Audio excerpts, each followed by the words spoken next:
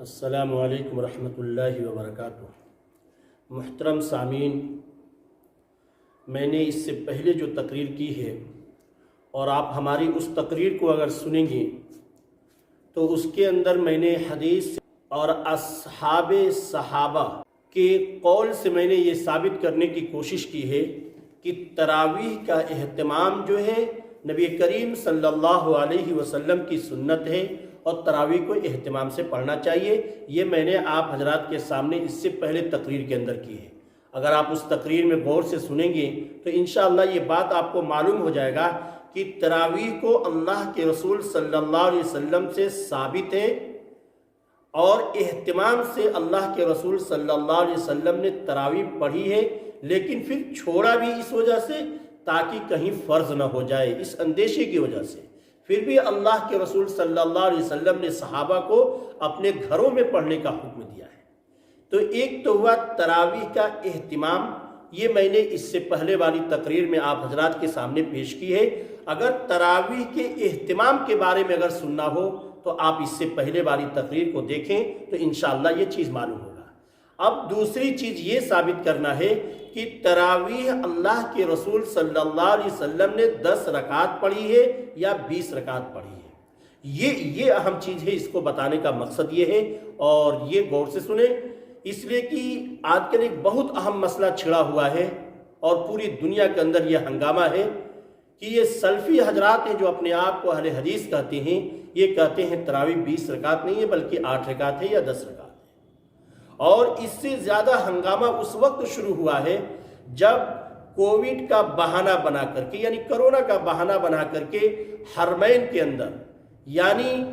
مسجد نبوی اور مسجد حرم کے اندر حضرت عمر فاروق رضی اللہ تعالیٰ عنہ کے دور سے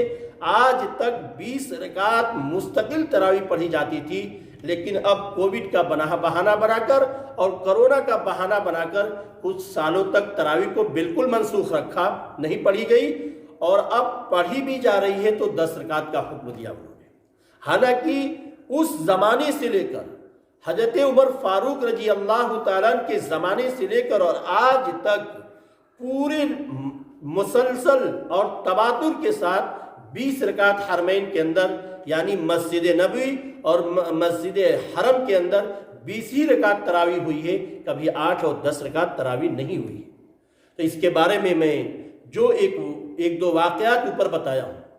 کہ صحابہ جو تھے اتنے بڑے عاشق تھے اللہ کے رسول صلی اللہ علیہ وسلم کے کہ اگر شریعت کے خلاف اور نبی کی سنت کے خلاف اگر کوئی کام کرتا، چاہے وہ کتنا ہی بڑا کیوں نہ ہو، بادشاہ وقت ہو، امیر المومنین ہو، کتنے ہی کوئی دبنگ آدمی ہو، اگر شریعت اور نبی کی سنت کے خلاف کوئی کام کرتا تو اس کو صحابہ برداشت نہیں کر سکتے تھے۔ اسی لیے میرے دوستوں، میں آپ کو بتانے جا رہا ہوں کہ آپ اندازہ لگائیں، اگر حضرت عمر فاروق رضی اللہ تعالیٰ عنہ کی 20 رکعت تراویح کو اگر شریعت کے خلاف، نبی کی سنت کے خلاف اگر یہ صحابہ سمجھتے تو کیسے برداشت کر سکتے تھے؟ لکھا ہے میرے دوستو کہ بدعت اور خلاف سنت فعل سے وہ صحابہ ایسے بیزار تھے کہ امت کا کوئی شخص ان کی نظیر بھی نہیں پیش کر سکتا ہے۔ ایسے سخت گیر، پابند سنت اور متبع شریعت حضرات، مثلا حضرت عثمان غنی رضی اللہ تعالیٰ عنہ، حضرت علی رضی اللہ تعالیٰ عنہ، حضرت ابن مسعود رضی اللہ تعالیٰ عنہ، حضرت ابن عباس رضی اللہ تعالیٰ عنہ اور ان کے صاحبزادے حضرت عبداللہ رضی اللہ تعالیٰ عنہ، حضرت زبیر رضی اللہ تعالیٰ عنہ، حضرت معاذ رضی اللہ تعالیٰ عنہ اور ان کے علاوہ تمام مہاجرین و انصار صحابہ رضی اللہ عنہم اجمعین کی موجودگی میں غور کریں۔ اتنے بڑے بڑے صحابہ کا میں نے نام لیا، کبار صحابہ، یاد رکھیں حضرت عثمان غنی، حضرت علی رضی اللہ تعالیٰ عنہ جو 4 خلیفہ ہیں، اس میں سے تیسرے اور چوتھے نمبر پہ یہ خلیفہ ہیں۔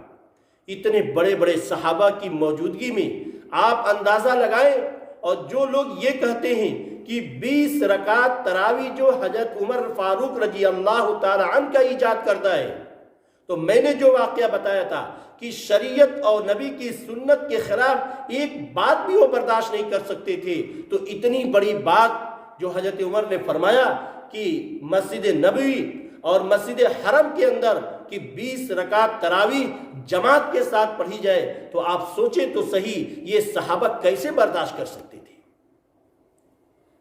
آپ اندازہ لگائیں کہ حضرت عمر فاروق رضی اللہ تعالیٰ عنہ نے جب حضرت ابی بن کعب رضی اللہ تعالیٰ عنہ کو 20 رکعت تراویح پڑھانے کے لیے مقرر فرمایا، غور کیجئے گا، 20 رکعت تراویح پڑھانے کے لیے جب مقرر فرمایا اور امام بنایا تراویح کے لیے، اور اتنے بڑے بڑے صحابہ موجود ہیں، کسی نے بھی ان پر اعتراض نہیں کیا اور کوئی نکتہ چینی اور تردید بھی نہیں کی، بلکہ سارے بڑے بڑے صحابہ نے آپ کا تعاون کیا اور آپ کی موافقت کی اور تائید کی، اور یہاں تک کہ اس کو جاری اور رائج بھی کیا۔ آپ غور کریں، تمام صحابہ رضی اللہ تعالیٰ صرف یہیں تک نہیں بلکہ برابر تراویح کی جماعت میں شریک بھی ہوتے تھے۔ یہاں تک کہ ایک بات نقل کرتا ہوں، آپ غور کریں گے کہ حضرت علی رضی اللہ تعالیٰ کا جواب سنیں، جو نبی کریم صلی اللہ علیہ وسلم کے داماد ہیں، حضرت عثمان غنی نبی کی داماد ہیں، یہ موجود ہیں وہاں پہ، ان لوگوں نے انکار نہیں کیا ہے، کوئی تردید بھی نہیں کیے، لیکن حضرت علی رضی اللہ تعالیٰ عنہ کا قول سنیں 20 رکعت کے بارے میں۔ فرماتے ہیں حضرت علی رضی اللہ تعالیٰ عنہ کہ حضرت عمر رضی اللہ تعالیٰ عنہ کی تعریف کرتے ہوئے اور ان کے لیے دعائے خیر کی، اور یہاں تک فرمایا کہ اللہ تبارک و تعالیٰ حضرت عمر فاروق رضی اللہ تعالیٰ عنہ کی قبر کو نور سے بھر دے، جس طرح انہوں نے ہماری مسجدوں کو منور کی ہے۔ اندازہ لگائیں، غور کریں میرے بھائی کہ اگر حضرت عمر فاروق رضی اللہ تعالیٰ عنہ نے اس کو حکم نہ دیا ہوتا اور اللہ کے رسول سے 20 رکعت تراویح ثابت نہ ہوتی، اور اللہ کے رسول صلی اللہ علیہ وسلم کے بعد حضرت عمر فاروق نے اس کا حکم نہ دیا ہوتا، تو کتنے حفاظ ایسے تھے جو تراویح نہ ہونے کی وجہ سے قرآن شریف کو بھول جاتے، کتنے ایسے لوگ تھے جو قرآن پڑھنا نہیں جانتے، وہ سن بھی نہیں سکتے تھے۔ میرے دوستو، اس لیے میں آپ کو بتانا چاہ رہا ہوں کہ جو لوگ یہ کہتے ہیں کہ 20 رکعت تراویح حضرت عمر فاروق رضی اللہ تعالیٰ عنہ کی بدعت ہے، آپ سوچیں اگر اس کو صحیح مان لیا جائے کہ چلو ہم مانتے ہیں کہ حضرت عمر فاروق رضی اللہ تعالیٰ عنہ کی اگر بدعت ہے، اگر اس کو مان لیتے ہیں، تو آپ سوچیں کہ پھر حضرت عمر فاروق رضی اللہ تعالیٰ عنہ کے زمانے میں کثرت سے صحابہ کا 20 رکعتوں پر اتفاق کیسے ہوا؟ سارے کے سارے صحابہ 20 رکعت پر متفق کیسے ہو گئے؟ کیسے اجماع ہو گیا کہ ایک چھوٹا سے چھوٹا صحابی بھی حضرت عمر فاروق کو برملا جواب دے دیتا تھا؟ تو اتنی بڑی چیز مسجد نبوی کے اندر، مسجد حرم کے اندر 20 رکعت تراویح ہو اور جماعت کے ساتھ یہ تراویح ہو، اور کیسے صحابہ خاموش رہ سکتے تھے؟ غور کریں، اگر حضرت عمر رضی اللہ تعالیٰ نے 20 رکعت اپنی طرف سے اگر ایجاد فرمائی تھی، تو وہ جم غفیر اور کثیر التعداد صحابہ کہاں تھے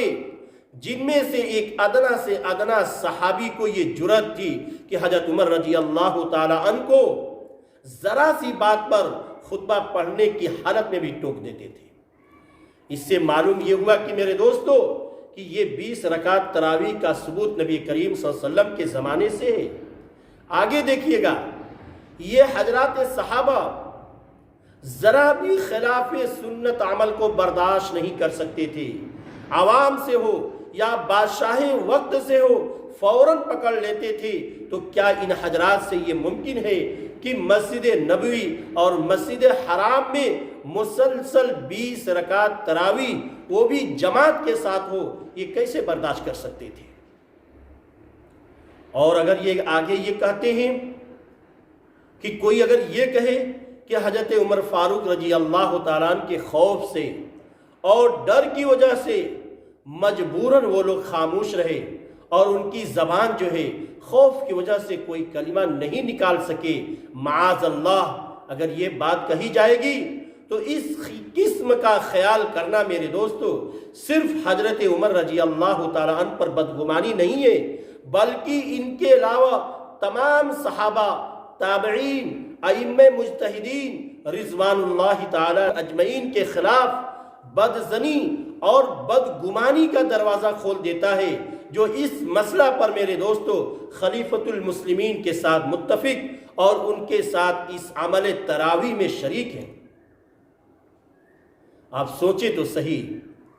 کیسے 20 رکعت تراویح کو اگر انہوں نے حکم دیا ہے، ہم کو حضرت عمر فاروق رضی اللہ تعالیٰ عنہ اور دیگر حضرات صحابہ سے ہرگز ایسی امید نہیں کہ وہ سب حضور صلی اللہ علیہ وسلم کے خلاف کسی فعل پر ایسا اتفاق کر لیں۔ بات یہ ہے کہ حضرت عمر فاروق رضی اللہ تعالیٰ عنہ کے زمانے سے پہلے بھی 20 رکعت تراویح پڑھی جاتی تھی، متفرق طور پہ مختلف اماموں کے ساتھ یا الگ الگ پڑھا کرتے تھے۔ صرف حضرت عمر فاروق رضی اللہ تعالیٰ عنہ نے